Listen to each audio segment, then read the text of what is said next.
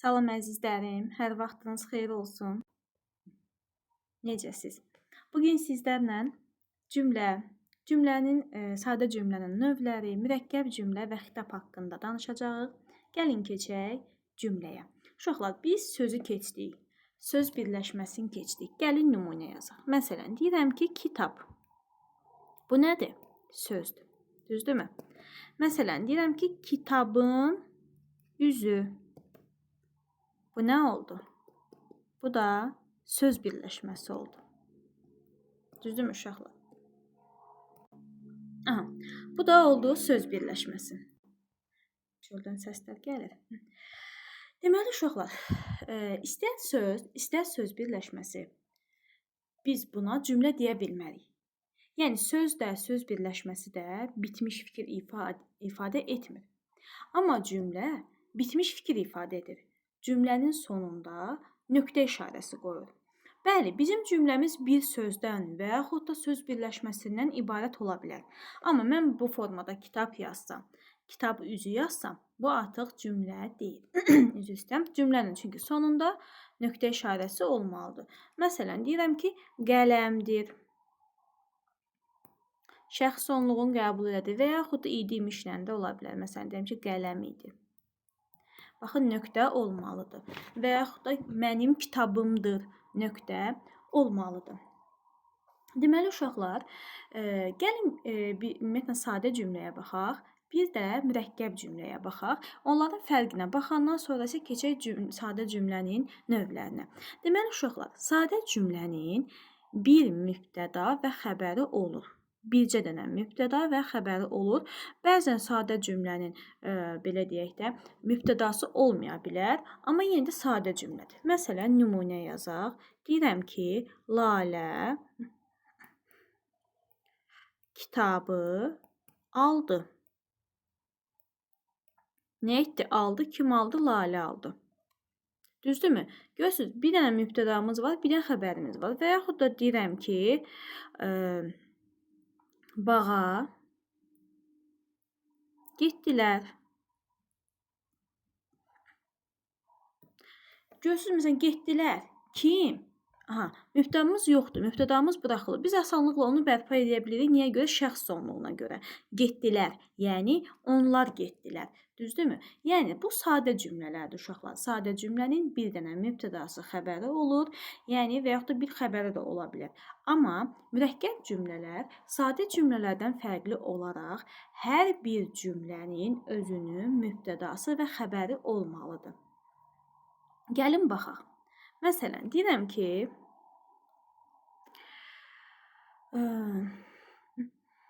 uşaqlar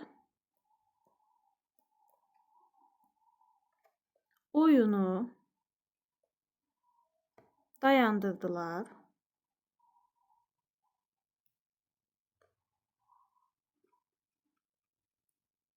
Çünki güclü külək əsdi. Baxın, bu bizim mürəkkəb cümləmizdir. Bir dəqiqə üzr istəyirəm. Bu bizim mürəkkəb cümləmizdir. Düzdürmü? Uşaqlar oyunu dayandırdılar, vergül. Çünki güclü külək əsdi, nöqtə. Bir cümlədir və belə deyək də, daha doğrusu mürəkkəb cümlədir. Mürəkkəb cümlənin tərkib hissələri, yəni 2 dənə sadə cümlədən ibarətdir. Niyə görə biz buna mürəkkəb cümlə deyirik, sadə cümlə demirik? Çünki bu cümlədə 2 dənə, daha doğrusu yəni mürəkkəb cümlədə 2 cümlə var və hər cümlənin özünün mübtəda və xəbəri var. Baxın, dayandırdılar. Kim? Uşaqlar. Əsdi. Nə? Külək. Baxın, vergülə qədər bir cümlə idi. Bir cümlədir.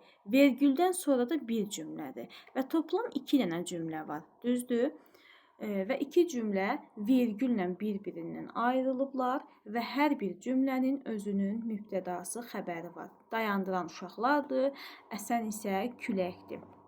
Bu belə uşaqlar. Yəni, mürəkkəb cümlənin özünün mübtəda və xəbəri olmalıdır. Aha. Sonra uşaqlar, gələk indi cümlənin məqsəd və intonasiyaya görə növlərinə baxın. Bu hissəyə diqqətlə qulaq asın. Yazaq. Cümlənin belə yazaq da. Gəlin sadə cümlənin növləri yazaq birbaşa. Sadə cümlənin növləri. Mütləq ki, qeydlərinizi götürün uşaqlar. Mən danışdıqca qeydlərinizi götürün. Baxın, birinci olacaq nəqli cümlə. Bu nəqli cümlə. İkincisi olacaq sual cümləsi. 3. Nida, daha doğrusu əmr. Fərqi yoxdur, yəni yerdə dəyişik ola bilər. Əmr cümləsi. 4 isə nə olacaq? 4 isə olacaq nida cümləsi. Bir dəqiqə uşaqlar. Deməli uşaqlar, mən dedikcə sizdə zəhmət olmasa qeydlərinizi götürün, çünki bu vacibdir. Baxın uşaqlar, nəqli cümlə hər hansısa bir hadisə, xəbər, əşya, əlamət barədə məlumat vermək üçün işlədilir. Nəqli cümlə hər hansısa bir məlumat verməkdən ötürü işlədilir və sonunda nöqtə işarəsi qoyulur.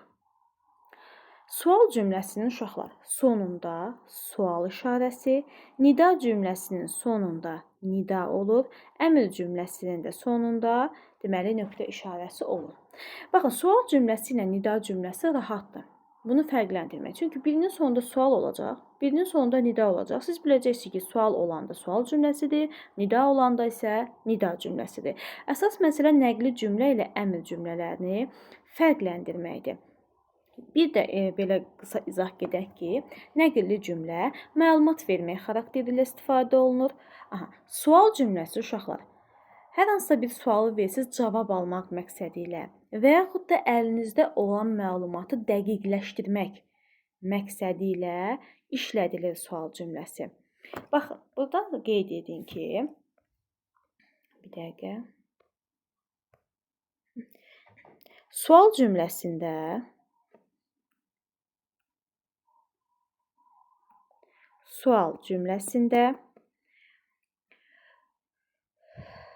intonasiya, sual əvəzliyi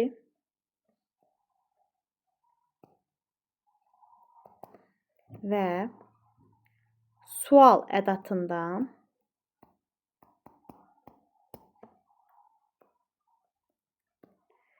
istifadə oluna bilər. Deməli, uşaqlar, sual cümləsində, baxın, bir dənə qeyd edim ki, ola bilər ki, sual cümləsidir, orada sual əvəzliyi və yaxud da sual ədatı olmaya bilər. Amma mütləq sual cümləsində intonasiya olmalıdır. Məsələn, gəlin nümunələr yazaq. Deyirəm ki, kitab aldın, baxın, intonasiyaya baxın, deyirəm, kitab aldın, hər hansısa bir sual əvəzliyi və yaxud da ki, sual ədatı yoxdur, sadəcə intonasiyadan istifadə eləmişik. Deyirəm ki, niyə bizə gəlmirsən?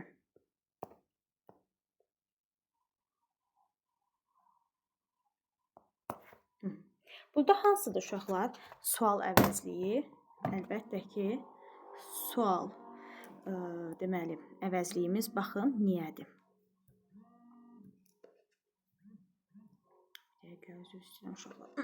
Niyədir. Və yaxud da, məsələn, deyə bilərik ki, sual ədatı ilə. Bəs sən bilmirdin?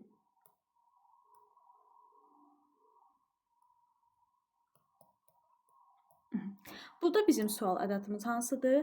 Bəs. Yəni, bəs, məni, bəs, məgər, yəni, mı ədatlarımızı bilirsiniz ki, bunlar sual ədatlarıdır.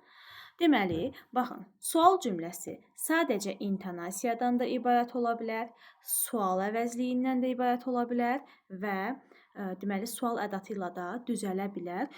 Yəni, belə deyək də, üçü də bir yerdə ola bilər. Həm belə deyək də, həm əvəzlik, həm ədat olmasa belə, mütləq ki, orada intonasiya var. Yəni, intonasiyanın, sual əvəzliyinin və Ədatın bir yerdə işlənən cümlələr də var. Bu bizim oldu sual cümləmiz, düzdürmü?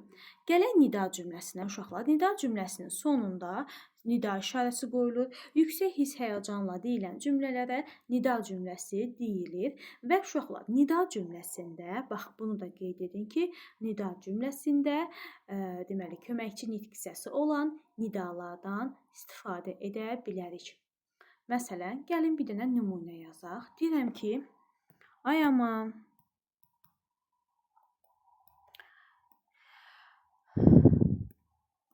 Bu necə baş verdi? Aha. Baxın, ay aman nidadır və sonda nida, yəni sonda nida işarəsi qoyulur. Olmaya da bilər uşaqlar. Yəni olmaya da bilər. Hiss həyəcanla deyib sonuna nida işarəsi qoyuruq, olur nida cümləsi, amma nidalardan da, yəni köməkçi nitq hissəsi nidalardan da işlənə bilər. Aha. Nəqli cümlədə məlumat verdik, gələk indi əmr cümləsinə. Əmr cümləmizi biz nəqli cümlədən fərqləndirməliyik. Görək necə fərqləndirəcəyik. Gəlin baxaq. Deməli uşaqlar. İlk olaraq sizə mən qeyd edirəm, xahiş edirəm siz də onu dəftərinizin bir küncündə yazın və bilin ki, bunlar fiilin şəxs sonluqlarıdır və əmr cümləsinin uşaqlar xəbəri, baxın qeyd edin, əmr cümləsinin xəbəri fiilin əmr şəklində olmalıdır. Yəni ancaq fiili xəbərli olmalıdır və əmr şəklində olmalıdır.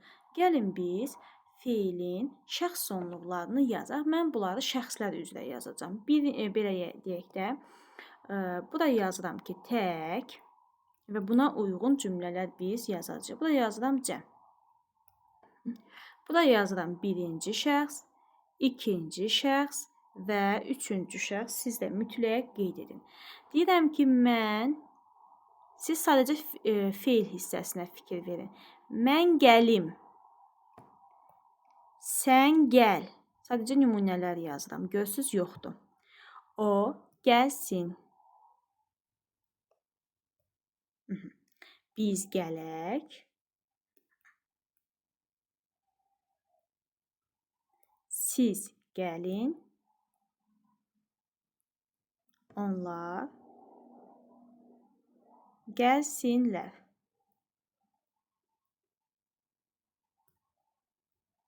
Baxın uşaqlar, bunlar feilin şəxs sonluqlarıdır. Yəni feilə məxsus şəxs sonluqlarıdır və bunlara nə deyirlər? Əmr şəkli deyirlər həm də bunlara. Deməli bizim birinci yadda saxlayaq ki, əmr cümləmizin sonundakı feil, daha doğrusu xəbəri feili xəbər olmalıdır və əmr şəklində olmalıdır. Yəni siz orada zaman görsəz, məsələn, deyirəm ki, o gələcək və yaxud da siz orada ismi xəbər görsəz, o kitabdır. Bunlara heç vaxt nə əmr cümləsi deyə bilmərik. O dediklərim nəqli cümlə olacaq. Mütləq onların şəxs sonluqları, yəni feillə olmalıdır, belə deyək də, xəbəri feil olmalıdır və feilləri də baxın bu şəxslərdə olmalıdır. Belə deyək, bu şəkilçilərdə olmalıdır. Məsələn, deyirəm ki, sən gəl. Aha, bu hansıdır uşaqlar? Görürsüz? Deməli, heç bir şəxs sonluğu yoxdur. Deməli, bu olacaq necə? Əmr cümləsi. Deyirəm ki, Lalə baxsın. Kim baxsın? Lalə baxsın. Hansı şəxsdir? Lalə hansı şəxs olur? Üçüncü şəxs olur. Baxın şəxs sonluğuna. Deməli, mütləq nə olmalıdır? Əmr cümləsinin xəbəri əmr şəklində olmalıdır. Yəni feili xəbərli olmalıdır və feili xəbərdə də baxın bu şəkilçilər olmalıdır. İkinci şəxsin təkində isə şəkilçi yoxdur. Birbaşa xəbərin özü olur. Daha doğrusu feilin özü olur. Mütləq baxın bunları qeyd eləyin və buna uyğun da əmr cümlələri barədə məlumatlar yazın. Yəni deməli uşaqlar, bunlar bu qədər. Yəni əmr cümləsi, belə deyim də, ümumiyyətlə sadə cümlənin növləri rahatdır. Sadəcə müəyyən nüanslar var ki, onları yenə də qeyd edin. Və gələk xitaba. Demişdim ki, bu dərsdə xitab haqqında da sizə məlumat verəcəm. Deməli, uşaqlar, xitab nədir? Xitab müraciət bildirir. Baxın, xitab müraciət bildirir. Deməli, müraciət olunan şəxsi bildirir. Təkcə insanlara mı xitab olunur? Yəni, təkcə insanlara mı biz müraciət edə bilirik? Xeyr.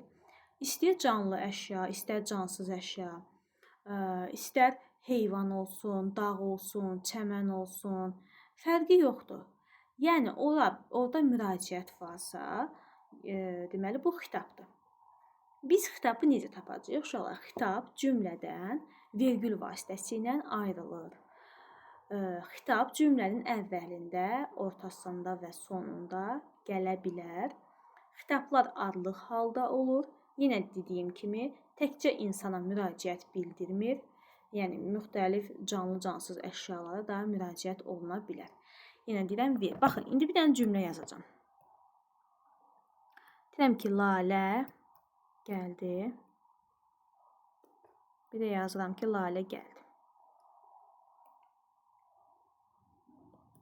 Baxın, uşaqlar. Birinci cümlədə Lalə olacaq xitab. İkinci cümlədə isə xitab yoxdur. Onu qeyd edeyim ki, uşaqlar, xitablar belə deyək, cümlə üzvləri ilə qrammatik cəhətdən əlaqələnmirlər. Bu nə deməkdir? Yəni, bu nə deməkdir? Niyə əlaqələnmirlər? Yəni, ümumiyyətlə, xitablar, uşaqlar, cümlə üzvləri kimi təhlil olunmur. Onların belə deyək, aşağısından hər hansısa bir işarələrdən istifadə eləmirik, çəkmirik. Amma xitablar cümlə üzvləri ilə qrammatik məna bağlılığı olmasa da, daha doğrusu qrammatik cəhətdən bağlılığı olmasa da məna bağlılığı var. Yəni mənası olmalıdır. Biz hər götürdüyümüz, yəni hər belə deyək, sözü götürüb orada istifadə eləyə bilmərik. Mənasız olmaz. Yəni mənasız cümlə qurmamalıyıq. Xitabı belə mənalı işlətməliyik. Yəni xitabın belə deyək də cümlə üzvləri ilə sadəcə məna bağlılığı var. Amma qrammatik bağlılığı yoxdur. Çünki biz onları xitab cümlə üzvləri kimi, yəni mübtəda, xəbər, təyin, tamamlıq, zərflik kimi təhlil edə bilmirik. Baxın, gəldi. Gəldi Lalə.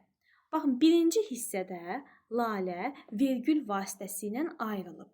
Vergül varsa, deməli Laləyə xitab edirik. Deyirəm ki, Lalə gəldi. Yəni kimsə gəldi də, yəni başqa adam gəldi məsəl üçün. Deyirəm Lalə gəldi. Bir də deyirəm ki, Lalə gəldi. Baxın, Lalə gəldi. Gəldi kim? Lalə. Amma deyirəm ki, Lalə gəldi. Bunun altından xətt çəkmək olmaz. Yəni xitablar cümlə üzvləri kimi təhlil olunmur. Və yaxud da deyirəm ki, vətən oğlu, bugündən vətəni sən qoruyacaqsan. Baxın, vətən oğlu müraciət elədim. Ondan sonra vergül olmalıdır. Və yaxud da deyirəm ki, siz nə gözəlsiniz, dağlar, ay dağlar. Məsələn, yazaq ki, siz nə gözəlsiniz. Gözəlsiniz. Məsələn, belə yazaq, ay dağlar. Baxın, sonda gələ bilir, özündən əvvəl vergül qoyulmalıdır. Baxın, cümlənin əgər əvvəlinə gələrsə, məsələn, deyirəm ki, Lalə, bizə su ver. Ver, nəyi ver? Suyu kimə? Bizə.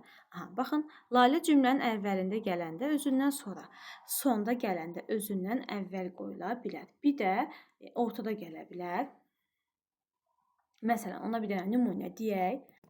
Baxın, uşaq, nümunələr yazdım. Vətən oğlu, vətəni qoru. Əvvəl gələndə özündən sonra qoyulur. Siz nə gözəlsiniz, ay dağlar. Baxın, sonda gələndə özündən əvvəl.